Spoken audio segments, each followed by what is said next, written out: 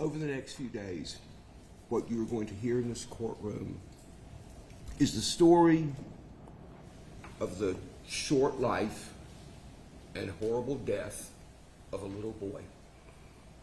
A little boy who at the time he died was 18 months old.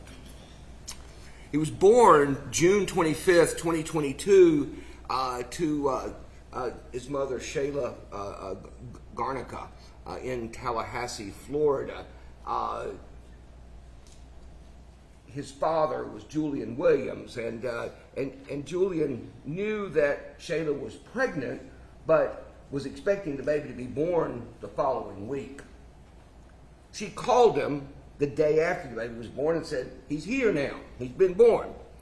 So Julian Williams went to Tallahassee, and they celebrated the baby, and that talked about what to name him, and agreed to name him Jackson Drew Angelus, which is Shayla's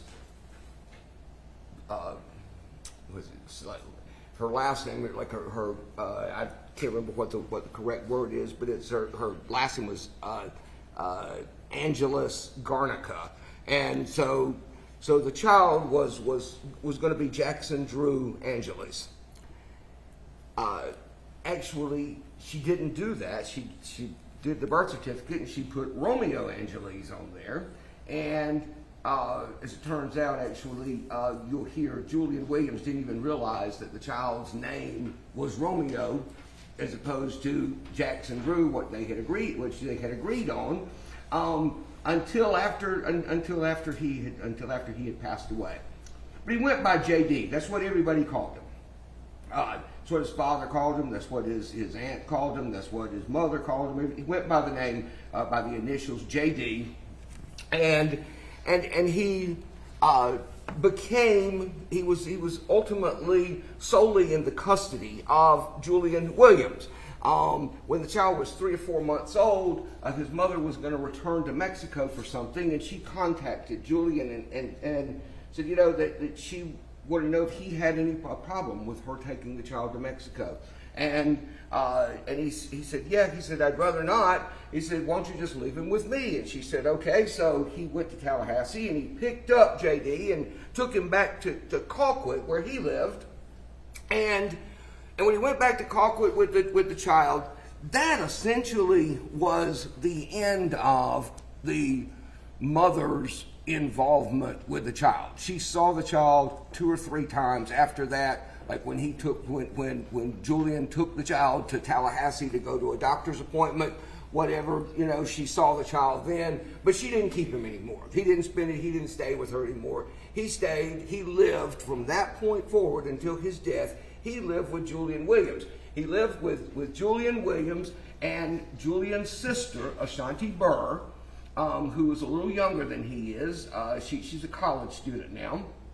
And they lived with their mother in Colquitt. Her mother became ill. She was diagnosed with cancer. She was receiving radiation treatment, and the child couldn't be in the home with her because she was receiving radiation treatment. And so she ended up moving to another house that they owned, and so it was Julian Williams and Ashanti, his sister, and the child living there. And Julian was the sole income. He was the sole wage earner, the sole support for the family, for his mother, for his sister, and for the child. And so he worked a lot. And when he was working, his sister was the person who took care of the child, sort of on a day-to-day basis. The mother ended up dying. I don't remember exactly when that was. Sometime in 2023, Julian's mother passed away, and so it was Julian and Ashanti and JD. Whatever the original origin was of the relationship, Julian Williams became involved in a relationship with Trinity Poague, who is the defendant in this case. And she lived in, I think, in Donaldsonville, lived in South Georgia, down, further south. We're in South Georgia. Further South Georgia. When you're in Donaldsonville, this is North Georgia practically, where we are. But she was from there. She was from Donaldsonville, and she and Julian Williams became involved in a relationship. And you're going to hear some things about the relationship, about as it progressed. And for now, I'm just going to sort of summarize it by saying that what I think you will hear is evidence that the relationship was very rocky, that it was sort of up and down, it was on again, off again. They were breaking up on Thursday and back together on Friday, and then she was going to break up with him on Saturday, and it hurt her feelings because he broke up with her before she could break up with him, and so on and so forth over the course of many, many, many months. Trinity she was a college student. She started attending Georgia Southwestern in August of 2023. And so Julian often, on weekends when he was off work, he often would come up to Americus. He many times brought the child with him to Americus, and they stayed in her dorm, and she lived in the Oaks dormitory. She had a roommate, a young lady named Paris Permort, who you will hear from in this trial. And so Julian would bring the child up, and they would stay with her. They would stay with her there. Throughout all of this, one of the primary sources of friction that you will hear about, the primary sources of friction in this relationship, and what you will hear is this, that Trinity Poague resented this child. She resented this child because the child got more of Julian Williams. Jay goes by Jay. Most people call him Jay Williams, and so if I say Jay or Julian, I'm talking about the same person. I'm talking about the child's father. But the child, JD, got a lot more attention from Jay than Ms. Poague did. In addition to that, the evidence will show that she resented the fact that she was sort of placed in a stepmother role, that wasn't the role she wanted to be in, that she wanted to have a family, she wanted to have children, she wanted to have a child or children with Jay Williams, but not that child. She wanted her own child with Jay Williams. And you will see and hear evidence in both in the form of text messages and people who knew Trinity Poague and who had conversations with her, and you'll hear from them about the things that she said, and you'll see some of the text messages that she said, and going all the way back to like August of 2023. She was expressing her anger about the child, her frustration about the child, that commented in a text message to a roommate that she really would just like to punch him, and it's like, well, I know that sounds terrible, because he's just a little boy, but still, I wish I could just punch him. And she makes those references and things like that continue throughout their relationship. So coming up to the week of January 8th, January 9th of 2024, Jay Williams is here. He comes to America because he's working. He works at he'll tell you, I can't remember the name of the place, but it's in Bainbridge, and they build dams and bridges and things like that. They construct them there and then take them apart and ship them out and put them back together and all that. He's got a good job, and he fully supports this family and has since even before the child was born. But he would come to America sometimes, and then he'd go to work from here, and then come back to Americus during the weeks. And so he was in Americus for a couple of days and stayed at the dorm with Ms. Poague. And then he got a room here at a hotel, and they were going to have sort of a celebratory night, I suppose. And there was some fighting going on. It was trying to make up, and you'll hear all of that evidence. But the bottom line is that he's here on and off throughout that week. And then Saturday, he leaves here on Friday and goes work and he goes home and so he's in Colquitt and if there are phones in the courtroom, they need to be cut off. I don't know where mine is, so I'm sure it's not mine. So they're there that night on Friday, January 13th. He's there. I'm sorry, it's not Friday. Saturday, January 13th. He's in Colquitt, and she's up here, and she's, somebody comes up with the idea of them meeting in Albany. Okay, so he's going to meet her in Albany. They're going to go to dinner and whatever. So he says, but I've got JD with me. Okay, so I'm going to have JD, and Trinity Poague says, that's fine, bring JD. I want to see JD too. And so bring JD. And so they meet in Albany and go to a couple of places, go get some food, and go to Sephora, the makeup store, and some other things. And then they're leaving there, and he's going to come with her to Americus. Saturday night, January 13th, 2024. And they haven't even gotten to Americus, okay? They hadn't even gotten to Americus before she begins texting her roommate, Paris Permort. And she says to Paris at 9:28 p.m. that night, she says to Paris something to the effect of, are you going to be, Paris worked nights. She worked nights at Magnolia Manor. And so she wasn't at the dorm. And so Ms. Poague texted her and said, are you coming back in the morning? Somehow I got stuck with JD. Okay, because JD was coming up here with his dad. And she says, he made me feel bad because it's late and JD's being fussy, so he asked if they could stay.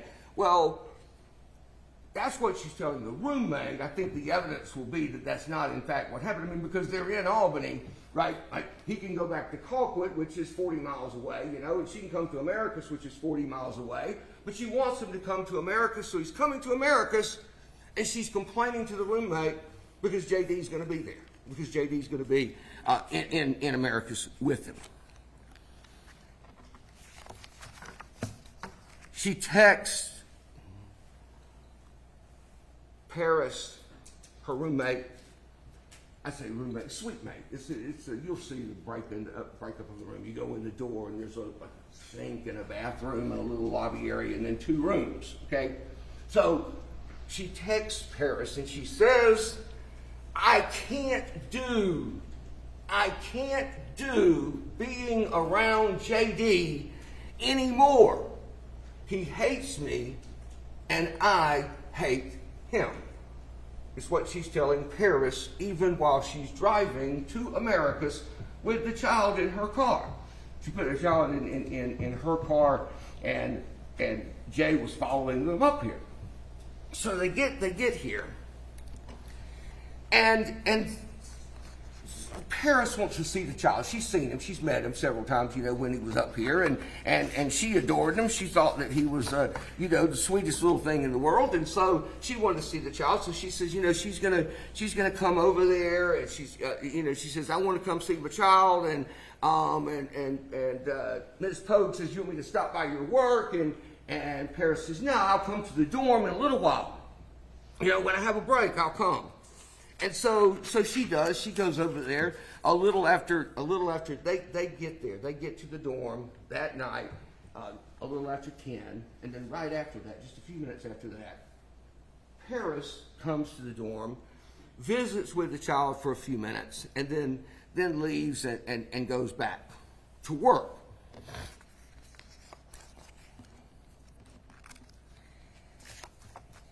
Later that night, Trinity Poague texted Paris and said, "Is it okay if I sleep in your room?"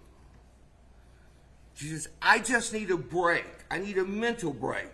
JD isn't asleep, and Jay is knocked out all over the bed, and I didn't want to play the TV in there," etc. That's about 11:30, 11:45 or so on Saturday night, January 13th. She tells Paris, Paris says, "Well, why don't you wake him up and tell him to help get JD to sleep?" And Trinity Poague says to Paris, she says, "I did, and he just put him beside him and let him roll off the bed." That's what she tells Paris. I think that message was at, you will hear, 11:57 p.m. Now, the sleeping arrangements in that room where there was an air mattress, and the air mattress was blown up, and it was at the end of the bed, foot of the bed, of Ms. Poague's bed, and Ms. Poague and the child were sleeping on the air mattress, and Jay was sleeping on her bed. And so when she talks a bit about the child, quote, rolled off the bed, she later clarifies in a subsequent message the next afternoon to Paris. She says, "Oh, well, back up." Paris says, "What?" Yeah? And she goes, "Oh, it's fine. He's okay. He's okay. He's fine." And not only does she say he's okay, he's fine, but she has her phone out and she takes some videos, some short videos of the child after the child has supposedly fallen off of the bed. And the child is sitting up and he's calm and he's quiet and looks like a normal, sleepy little kid, who's sort of playing with, moving his hands around, playing with Miss Poague, and looks for all the world just, like everything is perfectly okay. There's no bruises, there's no marks on him, there's no anything. There weren't any bruises on him when he got here, okay, like on his face or on his body. There weren't any marks, wasn't suffering from any kind of medical condition, wasn't in need of medical care or anything else, okay, when he had gotten here with his daddy. But she says to Paris, she goes, "He's fine, he's okay." And the next day she clarifies and she goes, "Well, Paris says, "Well, I thought you said he rolled off the bed." And she says, "Well, yeah," she says, "But, well, first she says, I don't know. I was asleep. I don't know if he fell off the bed or didn't fall off the bed," is what she tells Paris. A few hours after she told Paris he rolled off the bed. Then she tells Paris, when Paris asks about it again, says, "Well, did he fall off the bed last night or not?" And she says, yeah. She says, "But that was only off the air mattress, and the air mattress wasn't that far from the ground." And then, of course, you'll see there is an air mattress that's in the room. I mean, by the time the room is searched and photographed and so forth, the air mattress, before Jay Williams had left the room that Sunday morning, the air mattress was folded up, put in the closet, etc. So in any event, to get back to that night, she had texted Paris and said he fell off the bed, etc. But the child's up. She takes videos. He's fine. He's calm. He's playing. Doesn't have a mark on him. Doesn't appear to be in any distress whatsoever. He went to bed that night. Slept all night long that night. Okay? Slept until 9:30 or 10 o'clock on Sunday morning, the 14th. He woke up. And okay, I have a 4-year-old grandson, and I might do this, okay? So I'm not suggesting there's anything wrong with this, okay? But this is what the child was given to eat, okay? When he woke up on Sunday morning, it was Fritos, twisty Fritos, the swirly chips, Fritos chips, and Mountain Dew in his sippy cup, okay? But that's what the child has, and the child is sitting in a chair. There's one of those like saucer-style chairs, big round thing sits on a frame, and the child is in the chair, put in the chair, and is sitting there eating Fritos and drinking Mountain Dew and watching TV. and everything is fine. Jay Williams left. They were going to get lunch. He ordered pizza. Okay, he left the dorm, and you're going to see a video that just shows him. It's just a few seconds of the video, but it's just video from the dorm, and you'll see, like, you'll be able to make notes of the times that people came and went at the dorm. But he left. I think it was 11:55, 11:56, or something like that, Sunday morning, to go to Walmart to get some drinks and to go pick up a pizza for food. When he left, his son was in good health. He was gone 35 or 36 minutes. As he was coming back, he gets a call from Trinity Poague, who says something to the effect of, "I don't know what happened, but he's not breathing." And so Jay Williams pulls up to the dorm, and he goes into the dorm, and you'll see him. He's got a Walmart bag and a Pizza Hut box in his hands, and he goes through the door, and when he gets to the room, she's holding his baby, and he said, the child appeared to be in great distress. He tossed the pizza on the bed. He dropped the Walmart bags on the floor. He picked the baby up, and he took off. He rushed out the door with the baby, headed to Phoebe Sumter, to the emergency room. The child was so sick at that point that the child was throwing up on him. May have started throwing up when he was in the dorm, in the room. I think what you'll hear is Jay Williams will testify. I mean, there's some evidence the child might have thrown up, like as they were going out the door. Jay Williams will testify that he doesn't really know when he started throwing up, but it was like in the car. It was when he, threw up on his clothes, etc. Gets to the emergency room. Not breathing. They take the child in. The child is is in grave distress at this point. There's no pulse. He's not, no heartbeat, no blood pressure, no breathing, no anything. And they take the child and start performing CPR, and I'll try. They were going to life flight him out to Dr. Bussman, who will testify in this case. Dr. Bussman testified he'd made arrangements with Eggleston Hospital in Atlanta, the Children's Hospital in Atlanta, for the child to go up there. They made arrangements. They were going to fly and helicopter the child out, life flight to Eggleston. As soon as they could get him stable, they never were able to get him stable enough to fly. A little after 4 o'clock, about 3 hours after he had gotten to the hospital, J.D. Angelus took his last breath.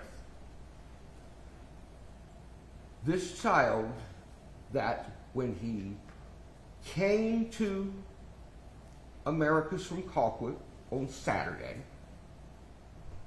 didn't have a mark on him, didn't have any injury, wasn't in any distress. When Jay Williams left to go to pick up pizza, the child was sitting up, eating, not in any distress, didn't have a mark on him.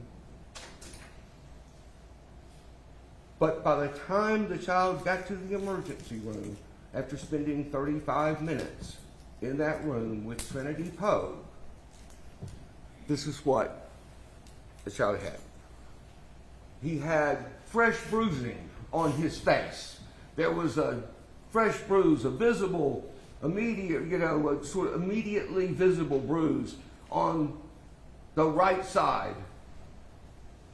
Right side of his forehead. There was a bruise on the right side of his neck. There was a bruise on his cheek. There was a much bigger bruise on his other cheek. And you'll hear some testimony. You'll hear some testimony from the medical examiner and maybe others about what kind of a bruise this was. It's what they call a pattern bruise. Okay, it's something that when a doctor, when a medical examiner, somebody who's trained and experienced, looks at it, they say, I know what caused that bruise because it's like a bruise and there's a little break, in the skin, whatever, where it's not bruised, and there's another bruise, and it's called a pattern bruise because it's something that is known as the kind of bruise you get from a hard slap to the face, or from this kind of a thing, this kind of a pinch to the face. So there's that bruise on the left side. He's bleeding from his brain. There are bruises, multiple bruises, 4, 5, or more fresh bruises on the top of this child's head. Okay? Here and here and here and here, and in the temporal parietal region, which I think means right here. Okay? And up here at the top of his head. And that's not all. On the back of his head, this bone right here at the bottom of the bottom of the skull, okay, that sort of dish shape that kind of goes in, okay, sort of naturally protected by your shoulders and by the crown of your head. This bone here at the bottom of his skull, the occipital bone, is fractured. Not only is the occipital bone fractured, but he has a massive hemorrhage in that location at the back of his head. A hemorrhage that was causing a hematoma, collection of blood, that was so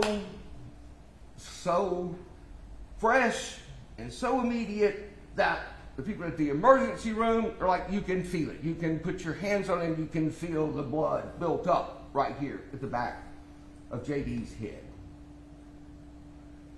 That is an injury that I believe the evidence will show is referred to as catastrophic. It's an acute injury. It's not an injury that happened hours before or days before. It's not an injury that could have happened the night before. It's not an injury that could have happened realistically. It's not an injury that could have happened from a child falling off of a bed or falling out of a chair or anything else. It's an injury that essentially requires applied force to that particular part of the head. And it's an injury that could literally only have occurred within a few minutes' time before this child was presented at the emergency room. Couldn't have happened last night. Couldn't have happened 4 hours ago or 5 hours ago or even 2 or 3 hours ago. It can't be, to the moment clear about when the injury occurred. But I think what you would hear across the board from the medical testimony in this case, you're going to hear not only from the medical examiner, but you're also going to hear from both of the treating physicians that treated this child at Phoebe Sumter Medical Center, at the ER, in the emergency room. That's Dr. Busman and Dr. Olek. And they're going to say, that injury didn't happen before. That injury had to have happened in a very brief time, just a few moments before the child presented at the emergency room. And believe it or not, that's still not all. In addition to the multiple impacts, the multiple points of impact, the multiple injuries that was causing his brain to bleed here and here and here and here and here, in addition to that, J.D. Angelus had a massive laceration of his liver, okay, which is down here You know, this part of your body, where his liver is. And there's a massive laceration of the liver. And the laceration of the liver is to the right lobe of the liver. In this case, the lobe of the liver that basically is away from the front of the body. Okay, not it happens from falling forward or landing on the front part of your body. It's an injury that's off back here. It's causing him to bleed profusely in his abdomen. Okay. The evidence will be, the medical testimony that you'll hear is going to be pretty clear, though, that this is not the injury that killed the child. Okay, the injury that killed the child is the injury to his head. There's really not going to be any medical dispute about that. But there's nonetheless a massive laceration of the liver. It's not a chronic condition. It's not a condition that could have built up over time. It's not blood that would have collected over some long period of time. Okay? It's an injury that occurred acutely, that occurred sometime in the minutes or hours before the child was at the emergency room. Some of the injuries, like the bruises, for instance, what the testimony will be is that they're acute, they're fresh. I mean, but nobody can really age a bruise, okay? They can't look at a bruise and say that bruise is less than an hour old, okay? An hour-old bruise doesn't look much different than an 8-hour-old bruise, okay? The one injury, the single injury that can really be aged in this case, that the doctors can take a position, a firm position, and say this injury had to have occurred in this time frame, was the catastrophic injury to the fracture of the occipital bone, the hemorrhage, and the occipital bone was fractured so hard, okay, the extent of the fracture was significant enough that it caused the skull, this child's skull, to separate, okay, on this side of his head. Okay, like, everybody's seen pictures of skull, you know, skeletons type of thing, you know, and the skull is 4 or 5 different pieces, okay, and those pieces you hear they're laced together, okay, like the bone of the skull laces together, okay, it's something called, the one that's in question in this case is called the lambdoidal suture, okay, and the suture is just where the pieces of the skull join together. Okay, and the impact to the back of this child's head was so severe that it caused the lambdoidal suture, which is up here on the scalp, caused it to separate. Okay, that's the injury that can be dated in time. But the others, the bruises, you know, the injury to the liver, are all consistent with that same time frame, and the evidence will be, you know, that they're all acute, they're all fresh, and you're going to see pictures of this child from just a few hours before where there aren't any of these injuries, okay? There aren't any of these injuries on him. There's no injuries to his face. There's no marks on his face. There's no knots on his head. There's no swelling of his abdomen. There's no vomiting. There's no illness that occurs or is associated with head trauma. The only time that is present is at the conclusion of what was essentially the last 35 minutes of this child's life, when he was in the sole company of the defendant, Trinity Poague.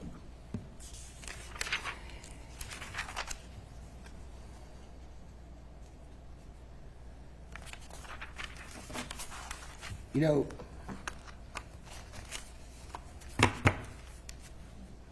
I'll tell you what evidence I don't have. You know, you're not going to hear. I don't. Nobody saw what she did. Okay, nobody saw what she did to inflict these injuries. Okay, there's not a video from inside of her dorm room, and you know, I think you may hear. You know, some hypotheses, you know, could this have happened? Could that have happened? Could this have caused this injury? Could that have caused this injury? And so forth. But the bottom line is, nobody knows for sure what happened. Except that J.D. Angelus was the victim of severe and sudden head trauma and abdominal trauma. Something that they will, I think that the phrase that you may hear from one or more of these doctors is something called inflicted trauma. Okay? Inflicted trauma as opposed to accidental trauma. There are some earmarks, there are some distinctions that the clinical presentation of a patient, there's some distinctions between patients who present with accidental injuries and patients who present with injuries that are the result of inflicted or applied trauma.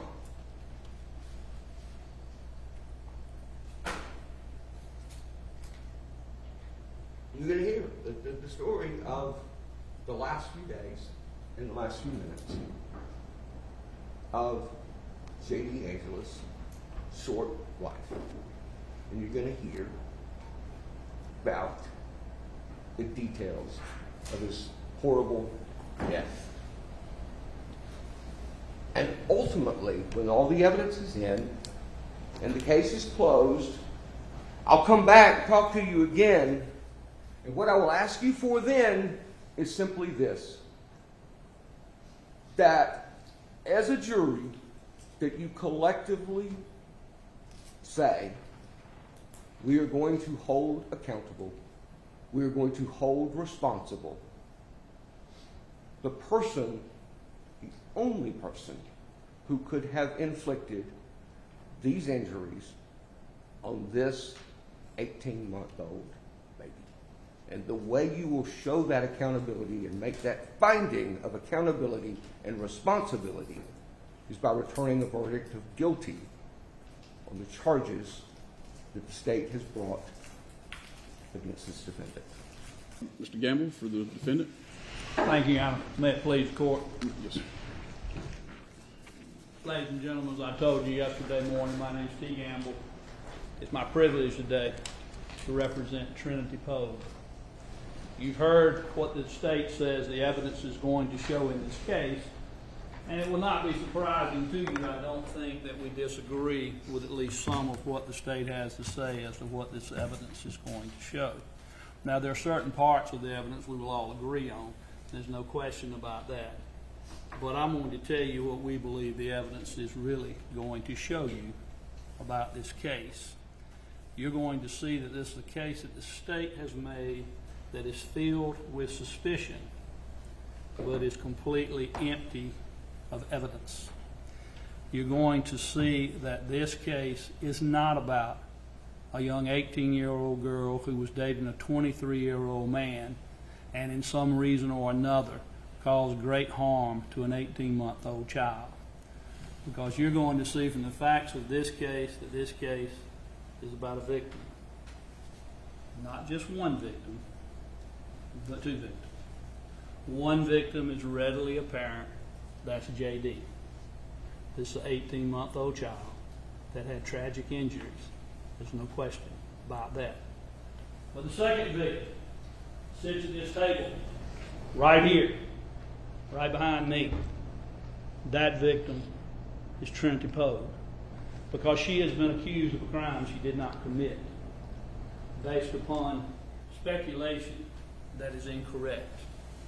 Because you're going to see from the evidence that what occurred here is nothing to do with Trinity Poague's hands, nothing to do with any violence she would have ever have done toward the child.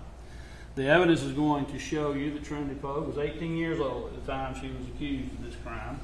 She had graduated from high school the spring before that. She had graduated with honors. She had received a scholarship from the Jimmy Carter Scholarship Program. She agreed to come to Georgia Southwestern under that scholarship program to get a degree in nursing. She had just completed her first semester of school, making straight A's, when it began the second semester in January of 2024. Now, when she first entered Georgia Southwestern back in August of 2023, she had a relationship of boyfriend-girlfriend with Julian Williams, who you've already heard a little about. Julian Williams is 23 years old. She's 18. This relationship, as has already been described and we acknowledge, was volatile. It was an immature relationship. one in which they argued and fought and broke up and got back together and broke up and got back together. The breakups were usually on an hour or two, fussing over text messages or whatever. But you will see from that evidence and all that you will hear from the courtroom that Julian Williams was a controlling boyfriend. He wanted to know everything about what Trinity Poague was doing. He wanted to know the passwords for every bit of her social media, Snapchat, Facebook, TikTok, whatever it may be. He wanted complete access. That when he text messaged when he was away, he wanted a response immediately. He wanted to know that she was not going anywhere when she was in college where she would talk to other men. He did not want her to do anything. He was a controlling factor in their relationship. But at the same time, Trinity Poague at the time thought she was in love with Julian Williams. And so as time went on from August until January when this event occurred, Julian Williams would come to see her at Georgia Southwestern College and spend the night quite often. He spent every weekend, virtually every weekend with her. And most days he spent at least a couple of times during the weekday with her. And almost all of those times when he did that, he was alone. Now, Trinity knew that he had a child. The child was JD that you've already heard about. When she first started dating him, that was in June of 2023. The child was approximately a year old. She did not meet JD immediately. She met JD later. But when she did meet JD, Julian was fine and dandy with her taking the child off by herself and doing whatever she wanted to do as far as shopping or things of that nature, because he knew that Trinity had experience with young children. Because Trinity, from the time that she was 11 years old until she was 18, had babysat for numerous people in Donaldsonville. Numerous times would take care of their children. And oftentimes the children she took care of were of the age of JD, under a year to a 2-year-old child. And so she was real secure in doing so.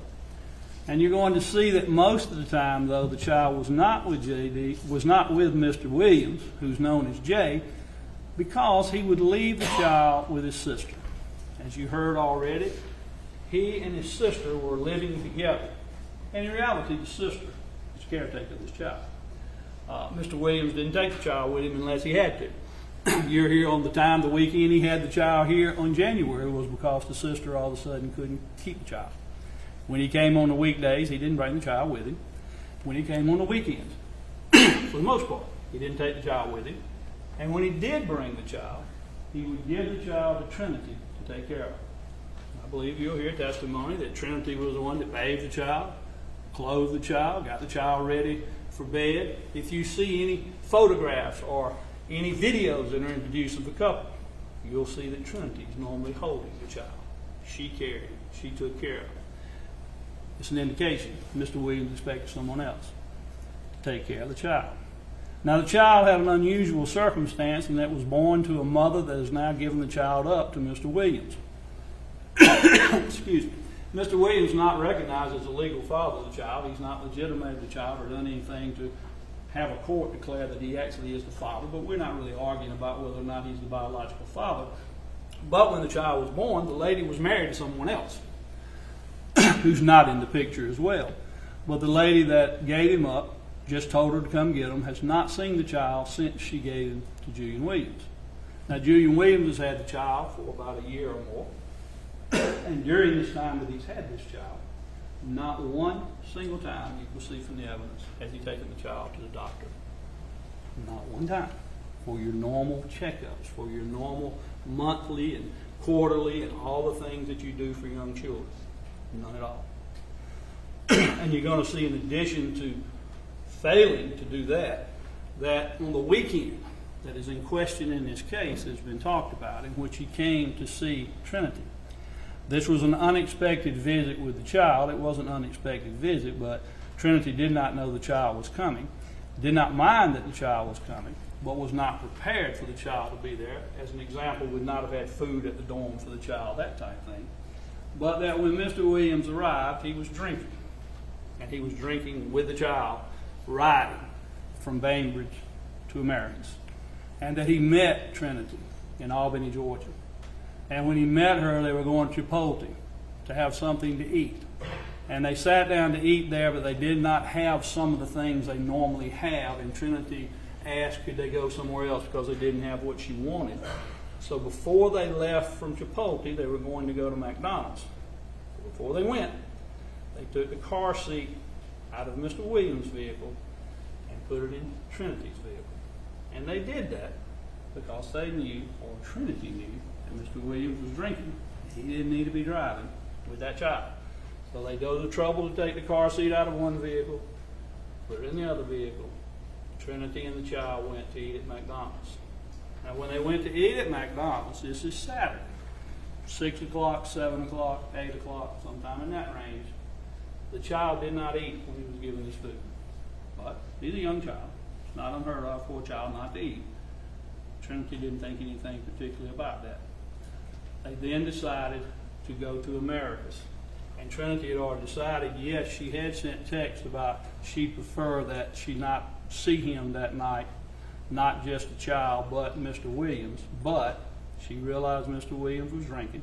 She couldn't just send him back home with the child because he would be driving with the child. So she agreed to come back to America's that night. They came back to the dorm that night. And when they came to the dorm that night, they had planned on spending the night, and Mr. Williams went to sleep very early. I would suggest to you that he passed out because he had been drinking. And that left Trinity with the child. Now, some of what was said earlier about facts are not exactly correct.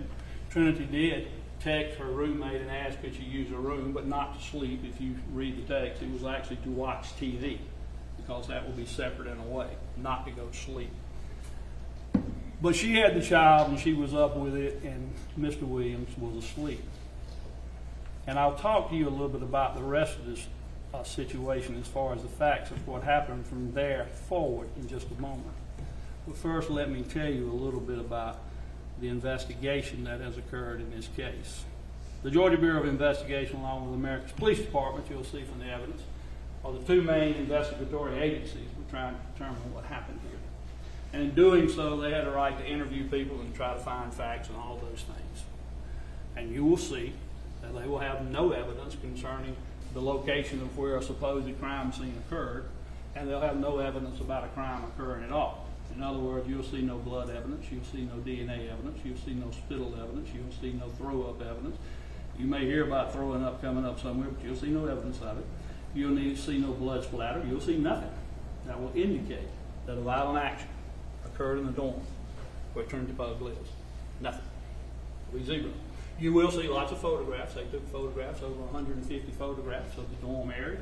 They took photographs of garbage, all kinds of evidence. They'll have nothing. And more importantly, you'll see that the GBI and the American Police Department committed two severe violations of the normal protocol. One involved, they took in from the trash. They had video of people coming in and out delivering trash to the dumpster. And coming from the dorm room of where Trinity lived, the trash was taken out, so they took that trash, went out there into the green dumpster and pulled it out. And they went through it, and it was just normal stuff, like empty cola cans and that kind of thing. Had 3 diapers in there. 3 diapers were wrapped up. They unfolded those diapers. They took pictures of the folded up diaper first. Then they took pictures of the diapers after they were opened up. 2 of them were of no real note. I think they may have had urine or something. It's hard to tell. The third one was full of fecal matter. But in that fecal matter, from the naked eye, it appeared to have blood in it. And it appeared to have blood because that's the coloration of it and the way you're looking at it. And the importance of that was, and is, it was taken enough importance to have a picture taken of it and to be marked. The photograph numbers show which number it is. But after they took that, and the first time that we saw it as a defense, we filed a motion to ask that there be a test done on that fecal matter to see if there was blood in it. Because if there was blood in the fecal matter, it would show that it had been quite some time between injury and that occurred. You can't have blood if it just happened, it wouldn't be blood in fecal matter. In this case, the diaper was not the one the child was wearing when it went to the hospital. It had a diaper on when it went to the hospital. So you know that this diaper came from previous time, sometime in the past time period. But GBI and American Police Department When we asked to do that test, turned out they threw it away. Threw away the evidence. They do not have it. They will not be able to explain why they don't have it, other than they did not feel like it was important enough to keep. The second protocol violation, I'll just wait and you'll just listen when you come to court. You will see they violated a very serious normal protocol for the way cases are handled. And you will see that as I question some of their witnesses. But you will see that this investigation also failed in many ways. They interviewed Ms. Poague, they interviewed Mr. Williams, they interviewed quite a few people. But most of the people they interviewed, almost all, were the folks that knew Ms. Poague. Almost all of them. Everyone in the dorm, every friend they could find out, anything they could, trying to find out what was going on here. But you'll see when it came time to interview Mr. Williams. Now remember, he's the caretaker of this child. And when it comes time to interview his sister, Miss Ashanti Burr, they interviewed them, but no one else. They didn't interview anybody that knew him. They didn't interview about what was going on. They didn't interview anything about what might have happened. They didn't interview anyone on that side because there was a rush to judgment in this case. You'll see the GBI got in this case early, said that Trinity Poague was the last person that was with the child. The child was in distress. She must have done it. From that point on, there was no effort to do anything but try to prove that Trinity Poague was the person that did it. But they had problems, as I said, when they went to the dorm room and they scoured it trying to find evidence. They found nothing. That did not support their theory very much. So they then have said they think it had to be within a time frame, a very short time frame that this occurred. That's the only explanation. That way it would make it where it could be no one else. Now understand, Trinity Poague was only around the child this time from Saturday around 6 o'clock or so until Sunday at noon. And really she was around the child most of that time with Mr. Williams.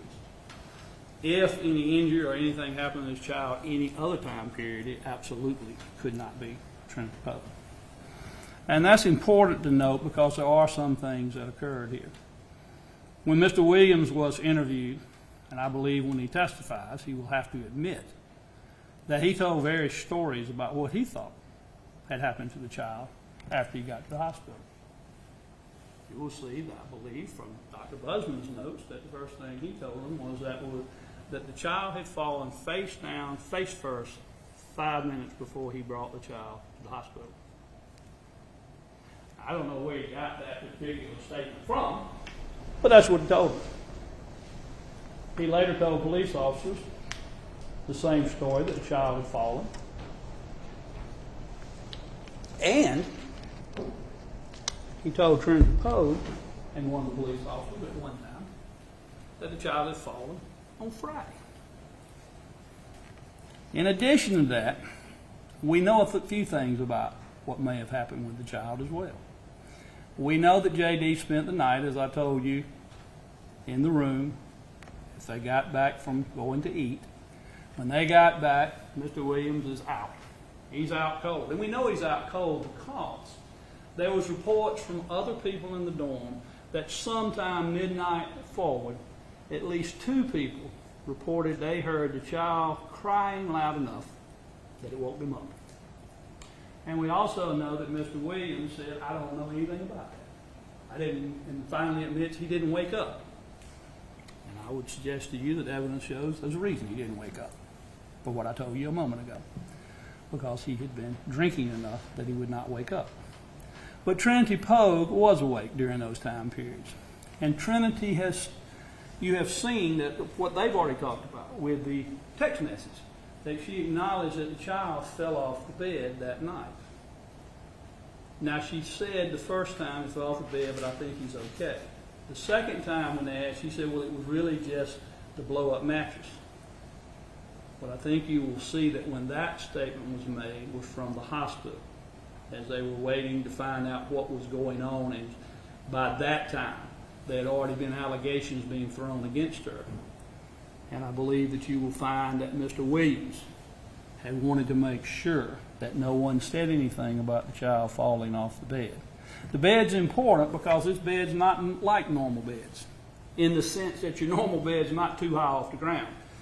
This bed is 40 inches above the ground because you can store stuff below it. That means it's about this high. It's pretty high. If you'll see from, I believe, investigation that the flooring in that dorm room is a concrete tile floor. Very hard surface is what I believe the investigation showed. So it's something if you fall on or hit will cause great damage and can cause harm. And we know that the child fell off of that bed at that time because of the statements they were already made and because we know from the dorm that the child was crying. Now, was that enough to cause these injuries?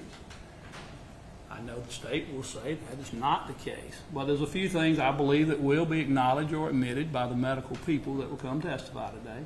One is any child under 3 and certainly under 2 is not physically developed yet.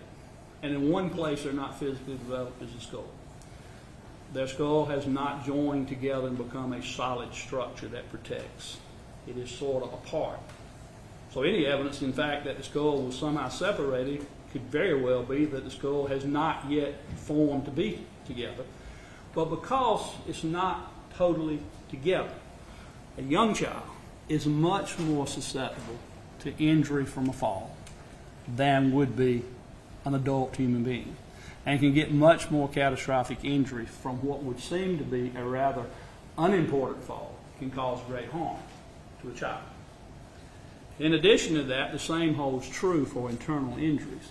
A child's organs are much larger than your organs because they've already grown in size almost to the adult size, even though they're a small child.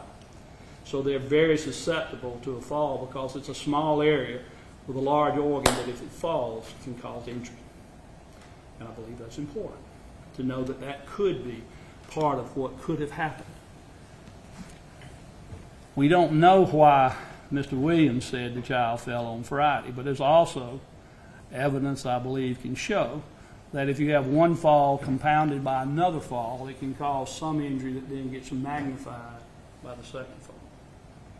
But if we go back to the night in question that this happened, on the fall from the bed, we know that happened. The next morning, when everyone wakes up, it appears that, by all testimonies that will come in, that the child appeared to be okay. They got up rather late that morning, except for one thing. The child, again, did not eat and did not drink. The child would not eat and would not drink the night before. Everyone will agree with that part. Did not eat his meal. Gets up the next morning at almost 12 by this time and still is not eating and not drinking. And we know that not from testimony so much. We do know there were some chips that were crushed up in Mountain Dew given to the child, but the medical examiner and the medical records will show the child had no food in its stomach at all, had no food or any substance in its mouth. The child was not eating for some reason, which of course could cause concerns, but only if you looking back to now seeing their problems. But when the child didn't eat, it was just sitting there not eating, and that's when they decided to go get pizza. The father went to get pizza. Now, when he went to get pizza, Miss Poague said she was going to go with him. She and the child would go along with him. But he said, no, you just stay here. And prior to them going to get pizza, she and Mr. Williams had taken a shower together. And this was right before he would then get out of the shower and leave. He got out of the shower before she did. He got out of the shower about 5 minutes before she did, because she remained in the shower and shaved her legs. And that took some time, as you might imagine. When she got out of the shower, Mr. Williams was holding the child who was crying rather loudly. But that was not unheard of, because the child was fussy from time to time and had been fussy during this occasion by not eating. Trinity Poague did not think a lot about it at the time, but the child calmed down. Mr. Williams put him in his little seat, and he left to get the food. When he came back, the child was all of a sudden in distress. Trinity Poague will tell you Trinity Poague's testimony would be that she was cleaning up around the house and didn't see anything unusual until she looks and sees that the hit child is not able to hold its head up as it should. She called her boyfriend because she knew he was not far away and it would be quicker to get the child to get medical attention to go straight ahead than to call some emergency. He went to the hospital. She followed behind at the hospital. And that's when they came to be interviewed. They were interviewed on many occasions by police officers.